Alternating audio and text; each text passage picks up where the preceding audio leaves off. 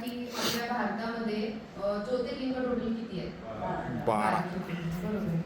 पण मला असं वाटतं 12 नाही तर 14 ज्योतिर्लिंग आहेत.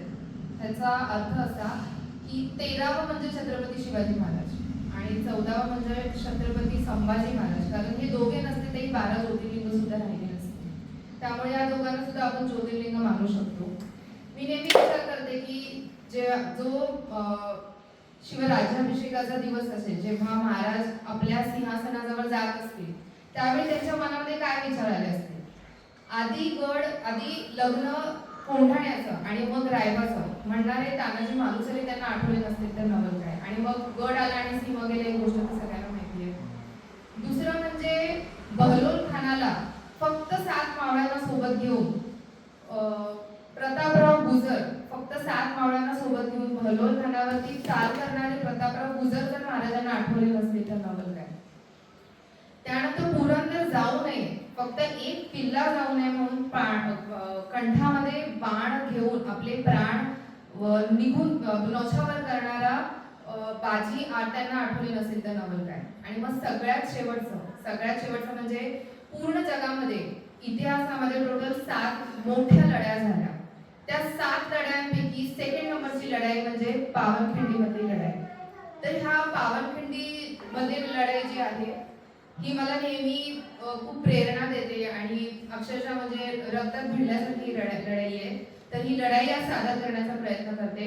फार काही डिटेलमध्ये जाणार नाही. आपल्या सगळ्यांना माहिती आहे की पन्हाळगडावरती सिद्धी जोहरने वेढा ठोकला होता आणि महाराजांना पन्हाळगडावरून विशाळगडावर जायचं होतं. पन्हाळगड ते विशाळगडाचं अंतर हे 65 किलोमीटर्स होतं आणि तर त्यांना स्वराज्यासाठी लवकरात लवकर पन्हाळगड सोडावा लागणार होता आणि विशाळगडावर जायला लागणार होता. महिना होता जुलैचा. मुसळधार पाऊस, संध्याकाळी 9ची वेळ त्यांनी ठरवली होती आणि त्यांनी सगळ्यात कठीण वाट निवडली होती. याचं कारण असं की शत्रूला इझिली सापडता येऊ नये यासाठी सगळ्यात मोठी कठीण वाट त्यांनी निवडली होती. सोबत 600 योद्धे, जेठे आणि बांदल आणि बाजीप्रभू देशपांडे सारखी सेनानींना घेऊन ते संध्याकाळी 9 वाजता प्रतापगडावरून निघाले. आता महाराज म्हणले की आपल्याला डोक्यामध्ये येतं नेहमी की शक्तीपेक्षा युक्ती श्रेष्ठ. कारण महाराजांकडे माणसं कमी होती पण युक्ती भरपूर होती. त्यांनी काय केलं, जेव्हा पन्हाळगडावरून निघाले त्यावेळी त्यांनी 2 पालख्या पन्हाळगडावरून काढल्या. एका पालखीमध्ये महाराज आणि 600 मावळे होते. दुसऱ्या पालखीमध्ये होते तो म्हणजे जिवा म्हणजे हुबेहूब महाराजांसारखा दिसणारा एक मावळा, ज्याला पालखीमध्ये बसवून महाराजांचं रूप देण्यात आलं आणि अख्ख्या किल्ल्यावरती आणि खाली सुद्धा म्हणजे शत्रूकडे सुद्धा अशी बोंब ठोकण्यात आली की शिवाजी पळाला. त्याच्याने झालं काय की शत्रू शिवाजीला शोधण्यासाठी निघणार आणि ती जी पालखी होती ज्याच्यामध्ये खोटा शिवाजी होता ती एका अपोजिट डायरेक्शनला पाठवली आणि महाराज दुसऱ्या डायरेक्शनला गेले. ह्याच्यामुळे झालं काय की शत्रूला त्या खोट्या शिवाजीला पकडण्यात वेळ गेला, त्यानंतर शहानिशा करण्यात वेळ गेला आणि तोच वेळ महाराजांना पुढे सरसण्यासाठी मिळाला. छोटासा प्रसंग सांगते की जेव्हा महाराज शिवाला भेटले आणि म्हणाले की शिवा, जर तुझी इच्छा नसेल तू आमच्यासोबत चल, कारण महाराजांना माहिती होतं की ह्याचं काय होणार आहे. त्याला आपण या प्लॅन मध्ये सामील यासाठी करतोय की हा पकडला जावा आणि आपल्याला तर माहिती आहे मुघलांच्या हाती जर कुठला शत्रू लागला तर तो जिवंत परत येत नाही. त्यावेळी शिवा काय म्हणाला असेल, महाराजांप्रती असलेली निष्ठा याच्यातून दिसते. शिवा महाराजांना म्हणाला, राज अहो काय बोलता सांग, अहो मी आज मरणार आहे पण तुमच्या योगायोगांपर्यंत मी जिवंत राहणार. तुमच्या लक्षात येत नाहीये महाराज, पण मला स्वर्गाचा दार दिसते. ज्यावेळी तुमची ही कापडं मी माझ्या अंगावर घातली ना महाराज, त्याच वेळी हा शिवा मेला. आता फक्त उरलाय तो म्हणजे तुमचा आत्मा. माझ्याकडून ही संधी हिरावून घेऊ नका, मला जाऊ द्या. हे बोलून शिवा गेला आणि मग त्याला पकडण्यात आला आणि मग त्याचा शिरच्छेद झाला. पण तोच वेळ महाराजांना पुढे जाण्यासाठी उपयोगी पडला. आता विचार करा, जुलैचा महिना आहे, मुसळधार पाऊस आहे, दऱ्याखोड्यातून काटाकुट्यातून अक्षरशः महाराजांची पालखी ते चालवत नाही तर पळवत होते. मध्येच महाराजांनी पालखी देखील सोडली. याचं कारण असं की वेग मंदावत होता. त्यामुळे महाराज आणि 600 मावळे अक्षरशः धावत विशाळगडापर्यंत पोहोचले. पहाटे 6 वाजेपर्यंत ते विशाळगडावर पोहोचले आणि हेरांमार्फत ही बातमी आली की सिद्धी जोहर सोबत असलेला सिद्धी मसूद हा 5000 सैन्य घेऊन येतो. 5000 हजाराच्या सैन्यामध्ये 2500 घोडदळ आहे आणि 2500 पायदळ आहे. आता हे जे सैन्य आहे हे अतिशय फ्रेश लोक आहेत, हे ताज्या दमाचं सैन्य आहे आणि महाराजांसोबतचे जे लोक आहेत ते ऑलमोस्ट 57 किलोमीटर्स पार करून आले आहेत. ते थकलेले आहेत, दमलेले आहेत. यावेळी महाराजांनी असा निर्णय घेतला की आपण सगळे इथे लढूया. पण प्रॉब्लेम असा होता की ते ज्या घोडखिंडी जवळ पोहोचले होते ह्याच्या पुढचा जो काही परिसर होता हा पूर्ण मैदानी परिसर होता. 5000 लोकांच्या विरुद्ध 600 लोक खुल्या मैदानावरती युद्ध जिंकू शकत नाही हे विधी लिखत होतं. पण मग अशा वेळी बाजीप्रभू देशपांडे सारखे सेनानी पुढे सरसावले आणि त्यांनी महाराजांना सांगितलं, महाराज तुम्ही 300 मावळे घेऊन पुढे वा, विशाळगडावर जा, 3 तोफांची सलामी द्या, मला समजून जाईल की तुम्ही विशाळगडावर पोहोचला. तोपर्यंत उरलेल्या 300 मावळ्यांना घेऊन मी या खिंडीमध्ये उभा राहतो आणि एकाही जणी मला ही खिंड पार करून देत नाही. महाराजांनी कल्पना फारशी काही आवडली नव्हती, पण तरी सुद्धा बाजीप्रभूजींनी त्यांना अक्षरशः शपथ घातली. ते म्हणाले, महाराज भागाच्या जबड्यात घालून हात मोजती तात ही आमची अवकात. तुम्ही ही विसरला का महाराज? 300 मावळे असले तरी काय झालं महाराज, आपण रात्रभर पायी चालून प्रवास करत आलोय, दऱ्याखोऱ्यातून काट्याखोट्यातून आपण चालत आलोय. आम्ही काल रात्री काय जेवलो आम्हाला माहित नाही, आम्ही दमलोय, थकलोय.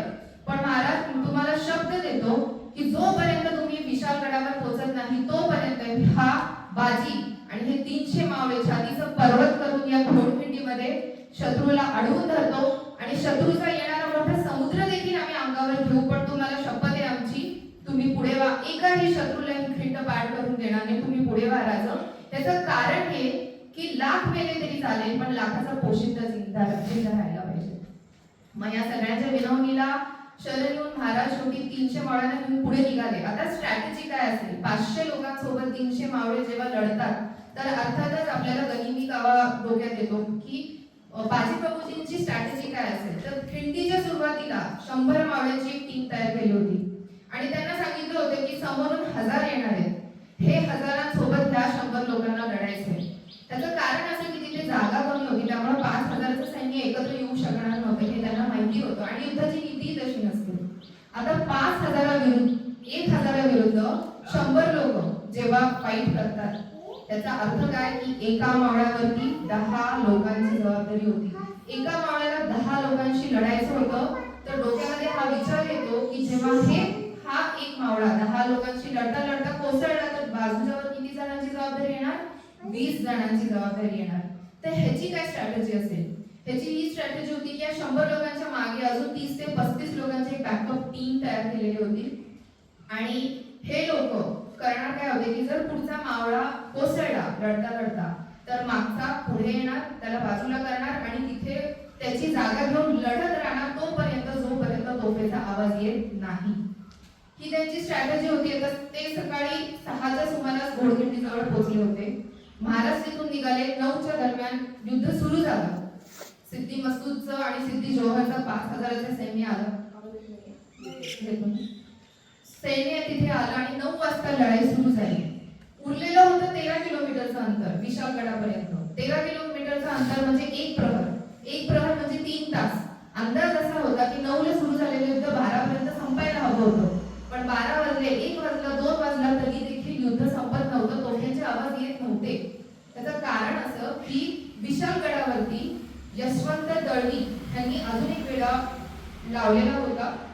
आता महाराजांना वर जायचं म्हणजे हा पण वेढा फोडून वर जावं लागणार होतं. आता हे उरलेले जे 300 लोक होते ते आणखी 13 किलोमीटर म्हणजे टोटल 65 किलोमीटरचं अंतर पार करून पायी तिथे पोहोचले होते. ते अजून दमलेले होते. आता ह्यांना हा वेळा फोडायचा आहे म्हणजे किती वेळ लागतो? 1 तास, 2 तास, 3 तास माहित नाही. याचा अर्थ असा की घोडखिंडीमध्ये जी लढाई होती ती अजून 3 तासाची लढाई जवळजवळ 6 ते 7 तासावरती लांबली गेलेली होती. तर त्याची काय स्ट्रॅटेजी असेल? समजा या 100 लोकांना आणि मागच्या 30 ते 35 लोकांना पार करून देखील जर शत्रू हळूहळू अजूनही खिंडीमध्ये घुसायला लागला तर काय करायचं? तर त्या खिंडीच्या मध्यभागी अजून 10 लोकांच्या टीम तयार केल्या होत्या राईट आणि लेफ्ट साईडला आणि वरती त्यांच्या अजून जवळजवळ 10-15 लोकांच्या टीम तयार केल्या होत्या. शत्रू जर आत यायला लागला तर खालचे लोक त्यांना तर वार करणारच, प्लस वरचे जे लोक आहेत ते लोक ह्या खालच्या लोकांना सपोर्ट करणार, दगड, धोंडे, भाले मारून त्यांना सपोर्ट करणार. आणि यदाकदाचित जर शत्रू अजूनही पुढे गेला तर खिंडीच्या तोंडाच्या शेवटी म्हणजे शेवटच्या भागाला अजून 100 ते 150 लोकांची बॅकअप टीम तयार केली होती. ती टीम ह्या लोकांना खिंडीच्या शेवटी अडवणं, ह्याला म्हणतात चक्रव्यूह. हे चक्रव्यूह पार करणं त्या सिद्धी मसूदच्या सैन्याला अशक्य होतं, त्या लहान जागेमुळे, या लोकांच्या स्ट्रॅटजीमुळे आणि अर्थात राजाप्रती असलेल्या निष्ठेमुळे. तर 9 वाजता सुरू झालं युद्ध. सिद्धी मसूद वैतागला. 12 वाजले, 1 वाजले, 2 वाजले, तरी सुद्धा हे 300 लोकांचं जे 300 मावळांचं जे वादळ या घोडखिंडीमध्ये पसरलं होतं ते शांत व्हायला नावच घेत नव्हतं. आणि ह्या सगळ्या मावळ्यांच्या समोर त्यांचा म्होरक्या उभा होता, ज्याचं वय होतं 45 ते 50 वय. 2 हातामध्ये 2 तलवारी, ज्याला दानपट्टे म्हटलं जातं. एक तलवार 6.5 किलोची, दुसरी तलवार 6.5 किलोची. 13 ते 14 किलोचं सिलेंडर घेऊन लढण्यासारखं होतं. आणि त्यांना लढायचंय, त्यांना सातत्याने लढायचंय. समोरून 1000 आले, ते थकले, दुसरे 1000 येते, दुसरे थकले, तिसरे 1000 येते. पण ह्या लोकांकडे ऑप्शन नाहीये, ह्यांना लढायचंच आहे, ह्यांना इथे उभं राहूनच लढायचंय. 9 वाजता सुरू झालेलं युद्ध दुपारीचे 3 वाजले तरी शांत होत नाही. हे लोक वेड्यासारखे लढतायत. सिद्धी मसूद वैतागला आणि मग त्याच्या ही गोष्ट लक्षात आली की या 300 लोकांचा जो मोठ्या जो लीडर आहे बाजीप्रभू देशपांडे, ह्याला जर आपण संपवलं तर कदाचित बाकीचे लोक शांत होतील अशी त्याची समजूत होती. मग त्याने खूप विचार करून एक बंदूकधारी बोलवला. आता बऱ्याचदा प्रश्न पडतो की बंदुका आल्या कुठून, तर इंग्रज त्यावेळी होते त्यामुळे बंदुका होत्या. तर त्याने बंदूकधारी बोलवला. त्याला सांगितलं तू एका टेकडीवर उभा राहा आणि या सबसे पहिले या बाजीप्रभू देशपांडेला तू गोळी झाड. आता हा बंदूकधारी उभा आहे टेकडीवरती. 1 मिनिट झाला, 2 मिनिटं झाला, 4 मिनिटं झाले. तो नुसता वेड्यासारखा बघतोय. सिद्धी मसूद त्याला बोलतो अरे हुआ क्या, मार वो बाजी को, मार वो बाजी खत्म तो पूरा युद्ध खत्म, सब भाग जाएंगे, पहले उसको मार. आता हा बंदूकधारी नुसता वेड्यासारखा बघतोय. तो म्हणतो अरे मैं मारूंगा, पहले मुझे ये तो बताओ कि बाजी इसमें है कौन. तर सगळेच बाजीप्रभू वाटत होते, सगळेच एका लीडर सारखे लढत होते. त्यावेळी विचार करा की त्या युद्धामध्ये काय झालं असेल. तो प्रसंग आपण विचार करू शकता. सिद्धी मसूदने त्याला काय सांगितलं. तो म्हणतो जो सबसे ज्यादा लाल हुआ है ना वो बाजी है, ज्याच्या डोक्यापासून पायापर्यंत जखम करायला जागा उरली नाहीये तो बाजी आहे, त्याला मार. आता हा बंदूकधारी नेम लावतो आणि एका क्षणात गोळी लागते आणि दुसऱ्या क्षणामध्ये बाजीप्रभू खाली पडतात. त्यांना समजतं की हे मरण आहे, त्यांच्या डोळ्यासमोर अंधार येतो. पण त्यांना दुसऱ्या क्षणाला हे लक्षात येते की माझे राजे अजूनही गडावर पोहोचलेले नाहीयेत, मला मरण मान्य नाही, मला उठावं लागेल, मला लढावं लागेल. कदाचित त्यांच्या डोक्यामध्ये हे लाईन आले असतील किंवा हे शब्द आले असतील की